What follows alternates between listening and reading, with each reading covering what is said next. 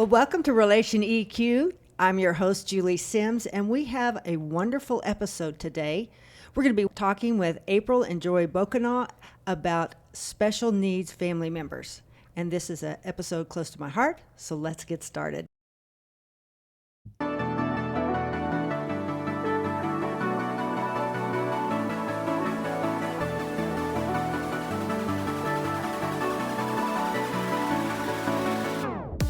Welcome to Relation EQ. Join Julie and her guests as they share their stories to provide powerful insight for fine-tuning relationships that matter to you. Now here's your host, Julie Sims. Well, welcome everyone.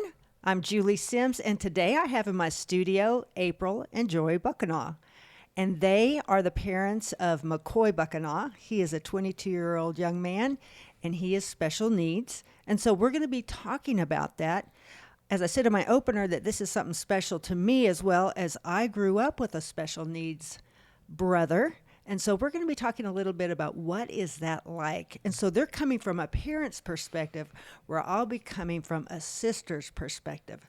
And I know that there are thousands of households who will be represented today by having someone in their household that has to be cared for extensively in some form or fashion. And so this is going to touch a lot of people's hearts. And so we want to just jump into this and give as much honesty and reality to what is that like, and how do you overcome some obstacles, and how do you manage day to day, and also how do you go for the long haul and have that perspective. So welcome, April and Jori. April, tell me a little bit about yourself and let our listeners know a little bit about what you do on a day-to-day basis. I'm April Buchenau, and Jori and I have been married for 26 years. We have 3 kids. So we have 2 girls, and then McCoy. I'm a realtor, so I sell real estate here in the Emerald Canyon and up in Moore County. I was a stay-at-home mom for 12 years, and then went back into the work world, and am building a real estate business now. Awesome. Okay, now Jori. Yes, ma'am. Tell us a bit about you. Okay. As well. So Jori Buchenau.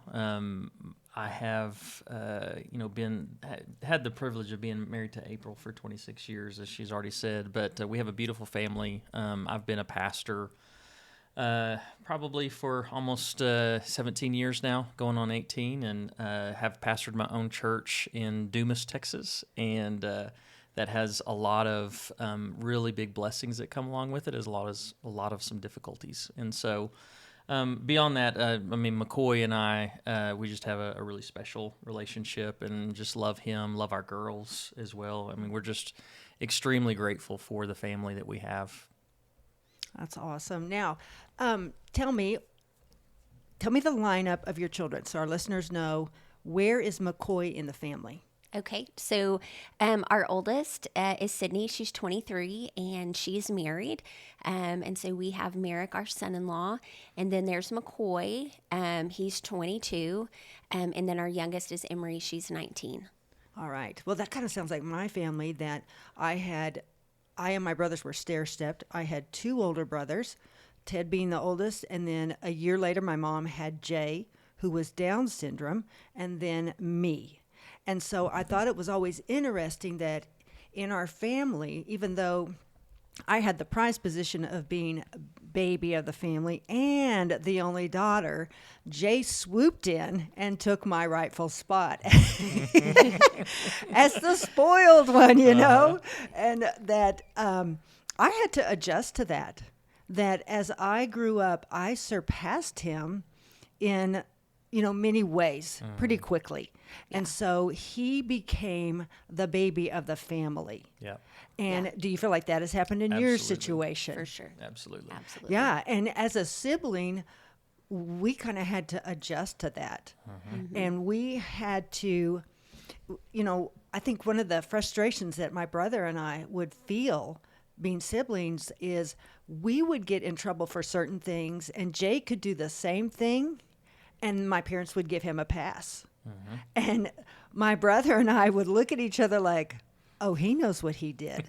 And it would, and it Yeah. made us mad. Yep. Yeah. And we just had to mature past that Yeah. and get over it and just accept that, okay, honestly, we truly believed Jay did know a lot of what he was doing. Jay was high level functioning.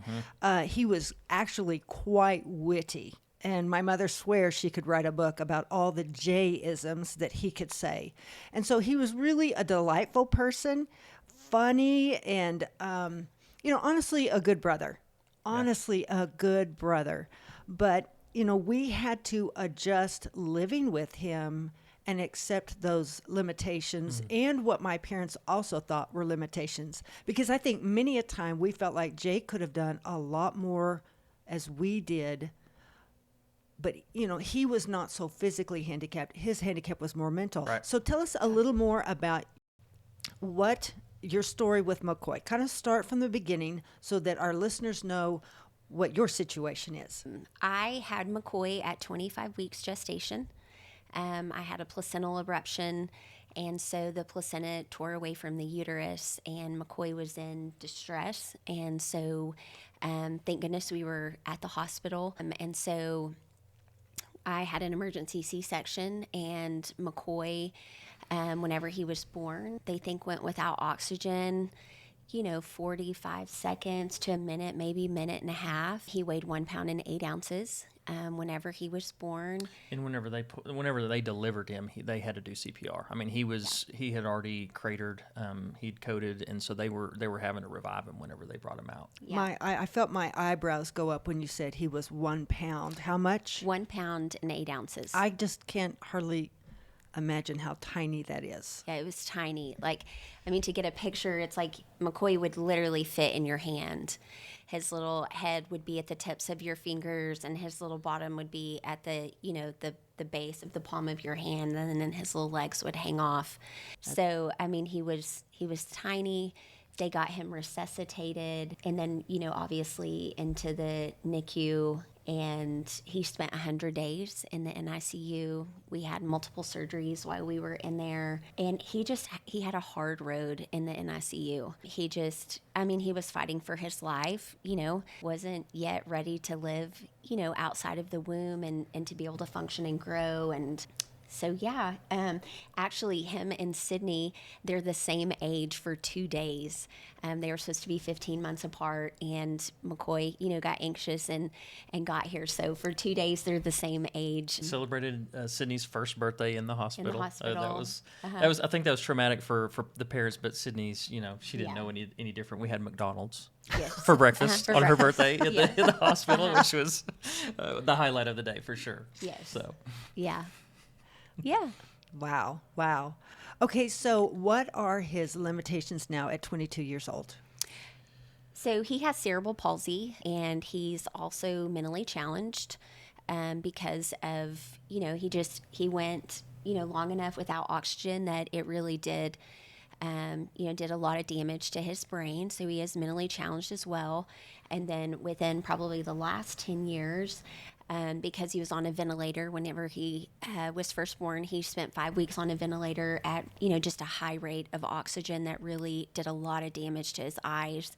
And so probably 10 years ago, McCoy lost sight. He had one good eye left, and his retina detached in that eye and lost sight in that eye as well. So he's legally blind. His eye problem started in the NICU. Mm-hmm. He had one retina completely detached shortly after we brought him home, and they were watching it. He had 2 laser surgeries while in the NICU, and then we literally came home, had been home a couple of days, and then had to go back into the hospital to do eye surgery again. His retina detached, and so he lost sight in that eye from birth. But he had one good eye, which that retina was damaged. They did laser surgery on it, and it lasted for a good 10 years. And once he kind of started his adventure into adolescence, then he started having problems in his good eye and eventually lost that retina as well. So he's blind as well as having cerebral palsy and having mobility issues in a wheelchair. And that's kind of his day-to-day struggle. I'm just in my head, I'm thinking, how do you operate on a retina on a tiny baby like that? I mean, a retina is small enough in a normal eye, so that even that alone is just a little mind-boggling to wrap your head around. And you said that he had multiple surgery. Mm-hmm. So what are you emotionally going through during this? He's going through a lot of physical trauma, but what are you going through emotionally?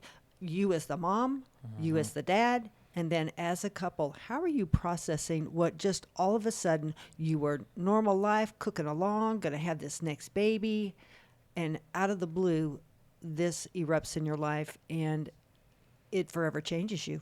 Yeah. Yeah. How did you process that? I'll let you go first.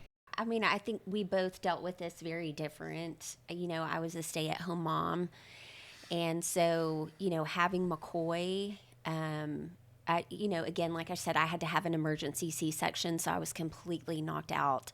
And so coming out of anesthesia and not really knowing, like, what had happened, you know, what was going on, I mean, was pretty traumatic. Mm-hmm. But then having to leave the hospital after 3 days and still come home and function. And we had a 1-year-old.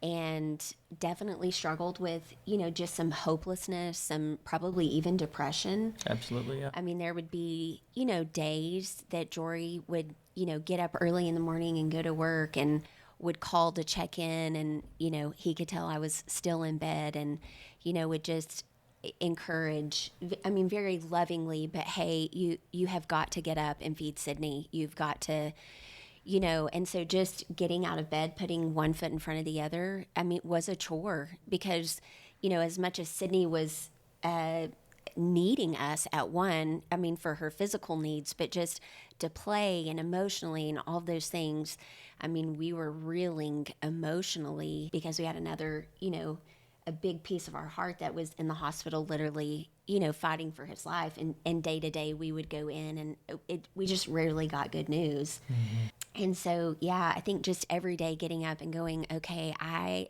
just need to get through breakfast. And this is, you know, the duty and the task that I need to do. And so I've got to do this. And whenever I would get that done, think about the next thing that I had to work on and get done. And, you know, I need to give Sydney some attention and some time. And then we're going to do this. And so really just taking the day moment by moment. Yep. Yeah, I think one of the things that I watched April wrestle with is just a sense of failure, like she had in some way in that pregnancy failed, which doesn't make a lot of sense, but that's what you go through. I mean, just emotionally. For me, it was more so just trying to be the one that was being strong, you know, and holding everything together and got to go to work every day. And I think that the thing that really that exposed in my heart was just some pride. The circumstance that we were walking through was so huge and so traumatic. Our family really rallied around us. Mm-hmm. Our church family really rallied around us. And I had to get good at asking and accepting people's help, which was hard. And I don't know why that's hard, except for pride. And so it just really allowing other people to come and help shoulder the burden, which I'm so grateful for the community that we've had and the family that we've had that has helped with McCoy, because it's taken a village, honestly. Trying to do it on your own, I think it's too tall of an order. And I think that's one of the beautiful things about life is that that's why you have friends. That's why you have family. That's why you have community. Is there are those moments in your life whenever you go through really difficult moments, and if you can't lean on somebody else and draw strength from somebody else, you're really missing some of the beautiful things of life. So in your relationship prior to this, you were good? Life You're was talking about good? our marriage? Yes. Absolutely. Yeah. We were young. Yeah. We got married young. And then we were 23 years old. I mean, we were 22 and we had Sydney. We got married at 19. We had Sydney 22. We were 23 years old. And, you know, I don't think that was never on our list. No. You know, to have a special needs kiddo and so we had minor complications with Sydney, but nothing. I mean, her stuff was so textbook. And she came into the world just kind of following orders and doing all the right things and sleeping when she was supposed to sleep and eating when she was supposed to eat. And then, you know, it's like whenever April went in the hospital with McCoy and she was on bed rest for a few days, it was just, for both of us, I think it was like, oh, this is going to be fine. Everything's going to work out great. And I think she probably got tuned into the severity of what was fixing to happen way quicker than I did, even probably after the fact. But yeah, it was an all of a sudden earthquake type of thing. Life was great one day, and then the next day we were just honestly in hell. I mean, it was that bad. It sounds like it. Now, I'm going to go back to a statement, April, that you said that you were just getting, just to get through breakfast, moment by moment. How long would you say that phase lasted, that stage of, I just have to moment by moment this? When did you finally graduate to day by day, week by week? About what time would you feel like things began to shift and you began to grasp the reality of your new world, your new life, this new child, and when did you feel like the shift, just the next step up, began to happen? I would probably say and you lived this too. Mm-hmm. So if you're like, that's not reality, I mean, please, feel like you can chime in. Yeah, we should give you this disclaimer. I don't know that we've fully healed from all of the trauma that we went through yet. Yeah, for sure. That's an honest. Yeah. That's honest. For sure. Yeah, I think just getting to the place where it's like, okay, I cannot plan very far out in that season. It just felt too overwhelming and too big. And so it's like, I would just keep everything right before me. What can I see right now? Like I said, that's breakfast. And that probably lasted, I would probably say until McCoy came home from the hospital. Yeah, I mean, if we're going to be real honest, I mean, it was 6 months after his birth until there became any kind of semblance of a normal rhythm. Because the 3 months he was in the NICU, we had picked up this mutual value as parents. It's like, we're going to go see him every day. Well, that's hard. And especially with a 1-year-old. And so that's where the community came in. It's like, Mom and Dad, can you take Sydney and let us go up there for an hour? And April, being a new mom with him, really wanted to be there for his feedings and all those things. And that was just, it was hard. I mean, to fit that in the rest of your life. And so that was a big deal. And then whenever he came home, I mean, it was just chaos. I mean, he was, because we didn't even sleep in the same bed or at the same time for the first 6 months of him being home. No. He was, because he had lived for 3 months in the NICU, it's like there's never really dark time. There's no, and they do cover their incubators, but there's noise constantly. And so he had his nights and days mixed up for a good long time. I'd say months after he came home. And so he would sleep during the day no matter what we tried to do to keep him up. And then at night, he would just cry all night long. And so we would do shifts. It's like she would take, the first 3 or 4 hours, and then I'd take the next 3 or 4 hours and go try to sleep with him in the living room away from everybody else and let everybody else get some sleep. And so, yeah, that was the reality for a long time. And then I would say you're right. It's probably 6 months after he was born. He kind of started figuring, sleep things out, and we had kind of gotten a little bit of a rhythm to where we could kind of start picking up some more normal things. And of course, I'm still working full time the whole time and taking naps whenever I could, and lunch hour all naps. lunch hour naps, and I bet that was glorious. Yeah. Well, I'm all for lunch hour naps, Yeah. whether you have a special needs Absolutely. newborn. Yes, I'm all for it absolutely. anyways. For sure. So how much did he weigh when you were able to bring him home? Like, what was the hospital's criteria for you can now bring him home? Yeah, I think he was around 6 pounds whenever we Yeah. brought him home. I don't quite remember that. Yeah, part. I don't quite remember. His big deal was keeping his oxygen saturation up. Breathing was a little bit more important. Body weight was a big deal, and I don't remember the weight. Yeah. I want to say that I do. That just kind of came back to me. They wanted him to get to his weight of what he would have been whenever he was born. And the realistic picture that the physicians tried to paint for us was he's probably going to be in the NICU as long as he would have been in the womb. And so if he was 6 weeks early, he probably would be 6 weeks. I mean, there's outliers where they get out earlier, which was Emery, our youngest daughter. She went through the same exact road as McCoy. Yeah. And so there are those outliers, but that's kind of what the journey we were expecting was, okay, we're going to be in here for 3 months. And of course, we were hoping and praying and believing that it would be sooner, but it wasn't with McCoy. I mean, it was every single day mattered. Yeah. So when he came home, was there a lot of medical equipment that had to come home with him? Any special, was any in-home nursing coming and helping you? Or were you just, here is your handicapped child, lots of luck? What did that look like for you? Yeah, we didn't have in-home nursing that came in. I mean, it was us, and our families would definitely come, give us breaks. They mainly helped with taking Sydney or, coming over in between feedings with McCoy and, taking that so maybe we could get out of the house, catch our breath, eat a McDonald's hamburger. I mean, whatever that looked like. But he came home. I can't even remember the machine now. Yeah, it was a heart monitor, basically. Yeah, it was some machine that he was all, he had leads and things stuck to him. And when his O2 saturations would drop, I mean, the most horrific alarm would go off. And of course, they want it to be so loud so that if you're sleeping, you wake up. So he came home on that. He came home on, just a ton of medication that we were giving.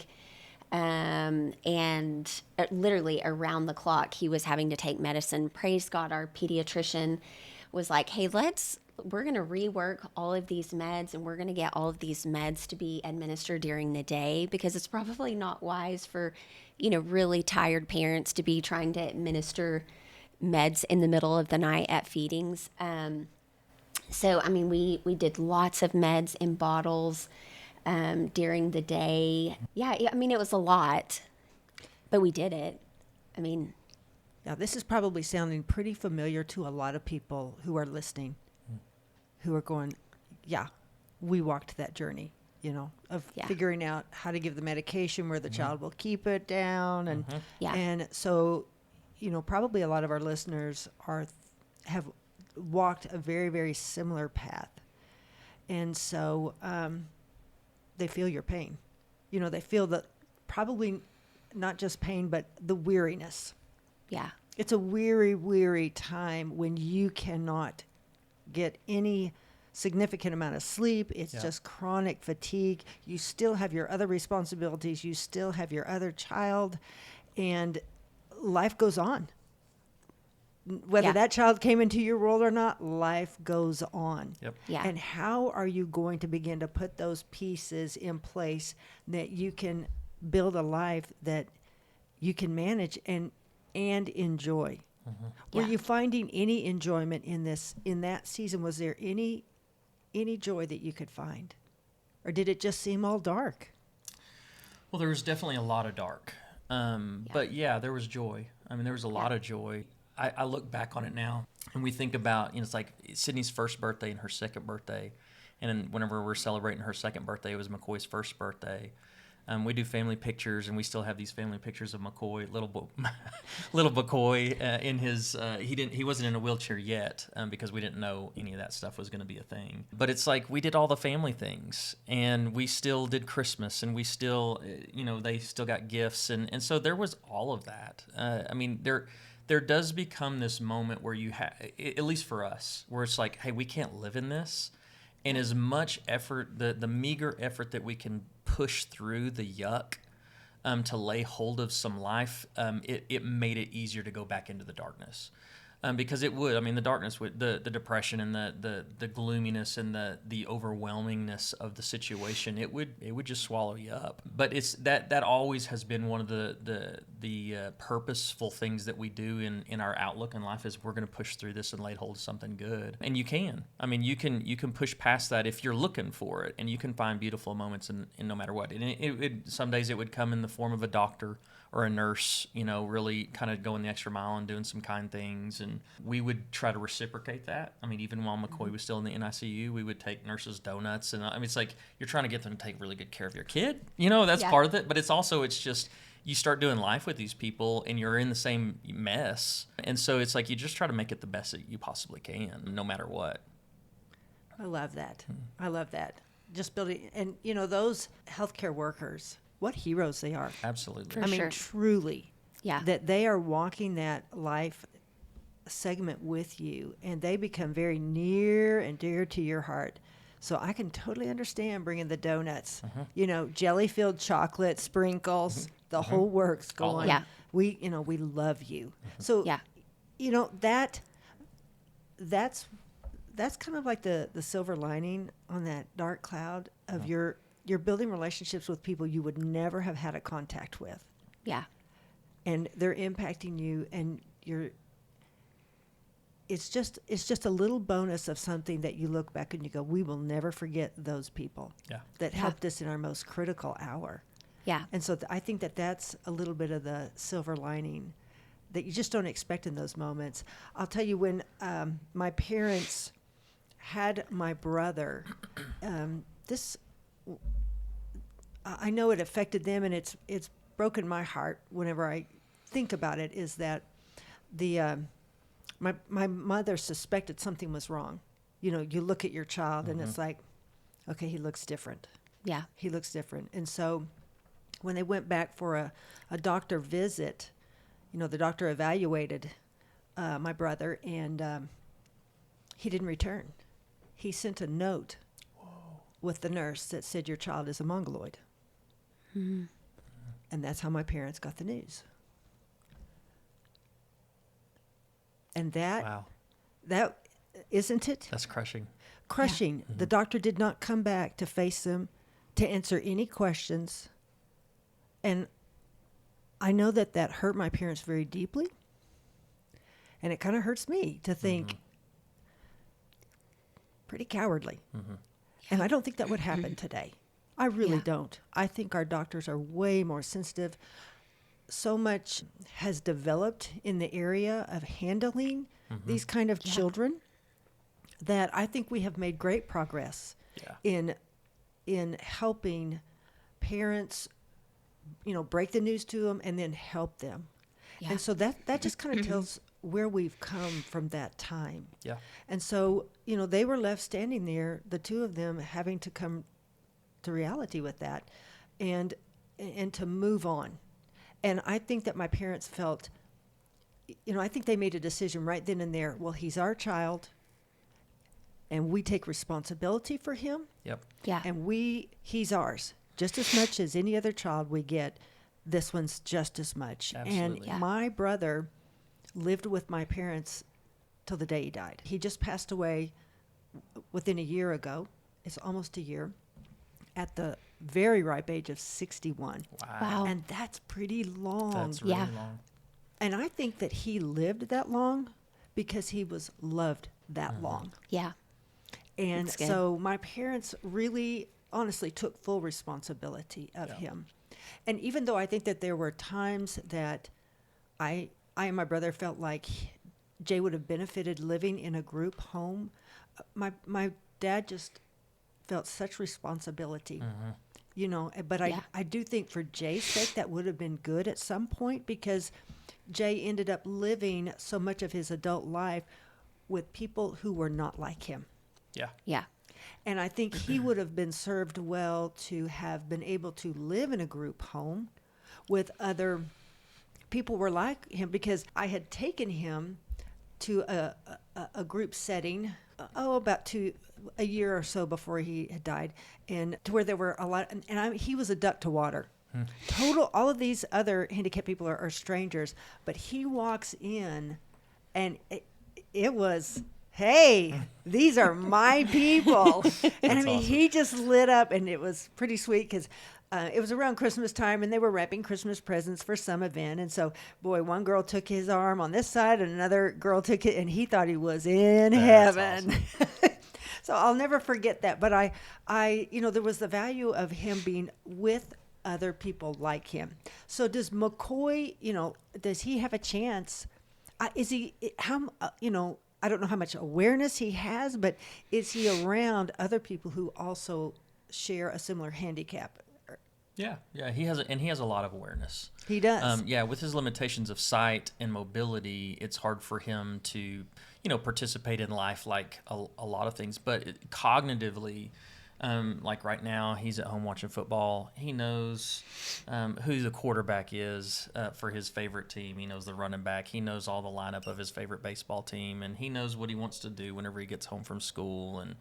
And so, yeah, he knows his normal routine. Whenever I get him up in the morning, he knows what he's supposed to do. And we try to give him as much independence as he can without hurting himself and making tremendous, huge messes and all the things. But as far as his day-to-day with other, young adults like himself, he's in a program. That's one of the things that we're in the process of sorting out in this season of our life is where does he go long term, because he's kind of in this gap from leaving the school system. He's 22 now, and so this will be his last year in the school system, and we're trying to get him into a new program.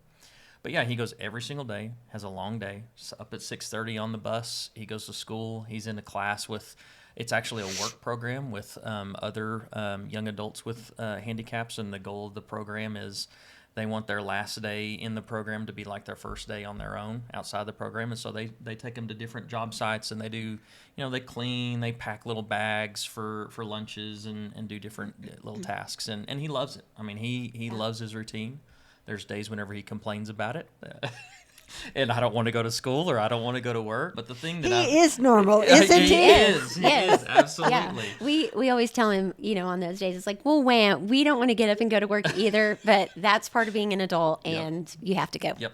And there's dignity to that. Yes. A lot. There's a lot of dignity for you to be able to tell him, you're an adult, and this Yeah. is how it is. Mm-hmm. Yeah. My brother worked at Goodwill Industries for 20 years. And Wow. like McCoy, he had his favorite football team, the Dallas Mm-hmm. Cowboys. And any kind of donation that came through that was Dallas Cowboy related ended up in my brother's locker and back That's home. awesome. So he actually had a shrine of the Cowboys in his That's bedroom. great. And dip trays, you name it, jerseys. But that just is such good socialization for them, and it gets them away from you and you away from them, so that Yeah. you can have a break and you can come back and you can be fresh to handle them. It's true with your other children. That's why we have Yeah. Moms Day Out programs, so that mothers don't eat their young. Yep. Yeah, for Yep. sure. But also, just as much for those who have special needs, you have got to get away. You've got to go on trips Yep. and leave and be able to factor that into your life, because you have to keep living your life. Absolutely. Yeah. And you even said a while ago about society, how much we've progressed with adults who have, handicaps or even students. And that's been our experience. I know whenever I was in high school, it's like the special ed class was the class that nobody ever talked about. And it's like we just kind of ignored it. But that wasn't McCoy's experience. A whole Yeah. generation later, he had a wonderful experience in high school, junior high. He was included. So they did a lot of inclusion, and so he did PE with all the rest of the kids. He's probably more well known in our little town where we lived for 17 years than we are. We would literally on a weekly basis be out in public, and these kids come up to McCoy, "Hey McCoy, how's it going?" And we're like, "Who's that?" We don't know who they are, but McCoy does. We had that same exact experience with my brother. Ted and I would look at each other and go, all right, who was that? Yeah. And really, so Jay had such notoriety because we also lived right across from an elementary school. So all our friends knew Jay. And, there was one guy in my high school class who had a heart for him. And even at like my 30th and 40th year high school reunions, yes, I am that old, he would ask, so how's your brother Jay? How's Jay doing? And I thought, That's you cool. still care about Yeah. my brother. Yeah. So, they have such a place in our society. They have their own life, and it is a life worth living. Yeah, absolutely. Yeah. And my brother Jay touched so many people's heart. In fact, my mom came up with a thing that Jay came to her one day, and because there's Mother's Day and there's Father's Day and there's birthdays, he said, when's my day? And my mom goes, well, I don't know. Let me think about that. And so she had the idea. She felt like the Lord gave her the idea. And so she came back to him and she said, we're going to have a J Day. And so every year at a certain time, we would have J Day. And he got a cake. He got cards. People came to visit him. It was his equivalent of a Mother's Day, Father's Day. And my mom always thought that was such a great idea to give that to a handicapped person, because there isn't there may be a National Handicap Day. I really have never kept up with it, but to create a day that is special for your person, your family member, to where they are celebrated. Yeah. And Yeah. that they get that recognition, that they're valued, and all the people who love them. Yeah. And Yeah. so I really would like to put that out to our listeners who have that you can create your own J Day. It could be a Mary Ann Day. It could be a Kevin Day. It doesn't matter. But to give your child that a day for people to recognize that they are loved. Yeah. And to just throw love that way. And I mean, once again, Jay got more cowboy crap on those days. Nothing against the Cowboys. It just, more T-shirts and paraphernalia associated because they knew that's what he loved. And Yeah. my brother kept his cards his entire life. And though he could not read them, he would go back through them. And he would remember, hey, I am special. I am loved. And so I think that, one of the things that we wanted to highlight in our talk today was just, not to look at their lives as losses. They have a different life. Yeah. It's a different journey, but there are victories all along the way. And Yeah. to look for those victories. So I'm going to let y'all kind of wrap up with, what are some of the victories that you are experiencing now? And then what's your vision for McCoy in the future? I mean, the victories, whenever I start thinking about that, I mean, I'm sure this is Jay's case too, but McCoy doesn't know that he has a limited life.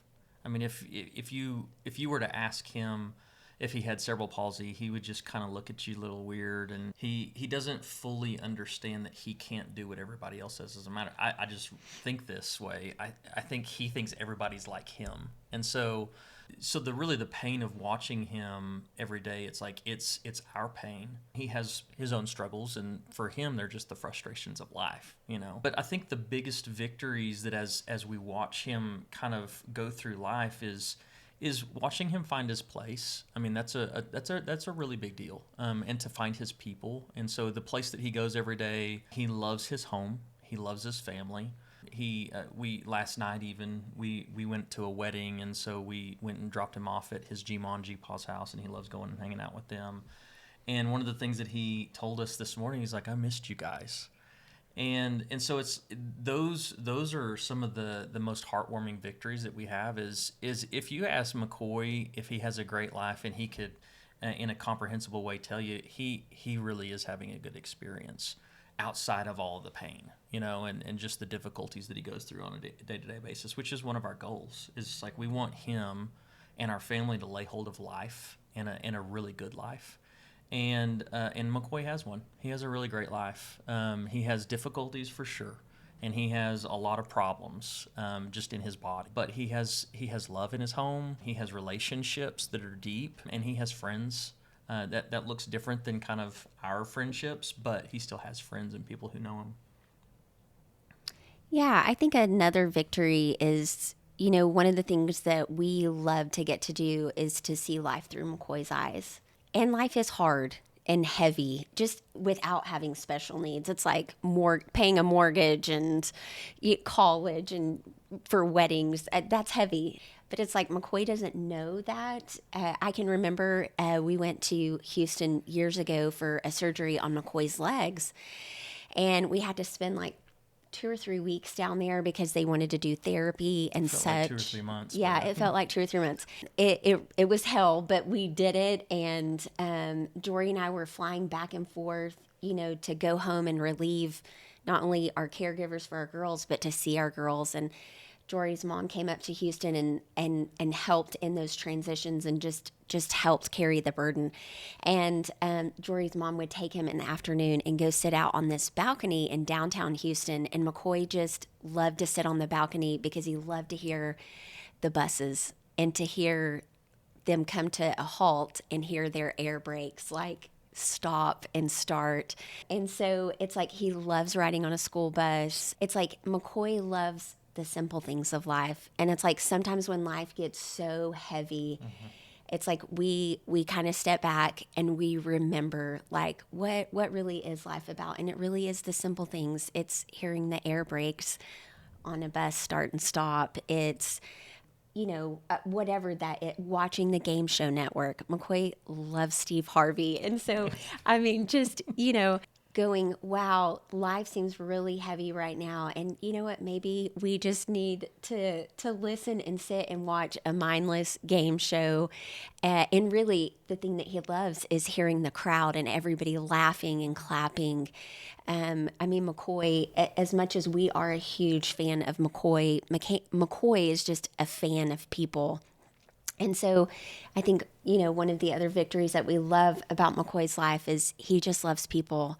And McCoy always gravitates towards those that necessarily Jori and I at times have overlooked. And he sees the beauty in folks that maybe sometimes isn't as easy for us to see. And so of just being reminded to just not take yourself so serious, to stop and smell the roses, and really to see the beauty that's all around us, even in the people day to day that we walk past at Walmart or the post office or wherever. I just want to let that sink in. Just the simplicity of what you just said, because I don't know that I've ever thought about it like that, of just the simple joys that they take in. It's just such a beautiful childlikeness. Mm-hmm. Yeah. And I think that those of us who are adults who don't live like that, we totally lose it, and we just forget the simplicity of just enjoying something as simple as, I don't know that I'm next time I hear a bus, I know I'm going to be thinking, okay, McCoy would be taking this in right about He'd now. be giggling. Yes. He'd be giggling. He'd be and giggling. I hope I giggle as Yes. well Yeah. when Yeah. I hear it and go, just take a moment and just take that in. Mm-hmm. Yeah. And so I just want to, I want our listeners to just take what's been said today. I think it's been a beautiful conversation. I love your honesty, and I love that you love McCoy. And boy, don't we know that McCoy loves you. And so I just want to thank you so much for coming into our studio today and just sharing. I know this is just a part of your journey. There's so much more we could talk about, but, there'll be perhaps another time that we can get you back in and we can go maybe a different direction. I know that Jori said, boy, we could go 100 directions today, and I thought we sure could. But for today, I hope that all my listeners will be listening for bus stops and game show laughter, and that you will have a fresh perspective, that when you see someone who's special needs, that you'll just look at them differently, and you'll go, you know what, they have a great life, that there is joy in the journey for them as well. Absolutely. And so, April and Joy, I just want to thank you again for coming on and really giving our listeners something to think about. You bet. Thanks for having us. Thanks for having us. Thank you. Thank you for joining us for this episode of Relation EQ. For more information on how you can fine-tune your relationships, visit our Facebook page at Relation EQ or email us at relationeq@gmail.com. Don't forget to follow our channel on Apple Podcasts and Spotify, or hit subscribe on your favorite listening platform so you never miss an episode. Join us again next week for more stories on Relation EQ.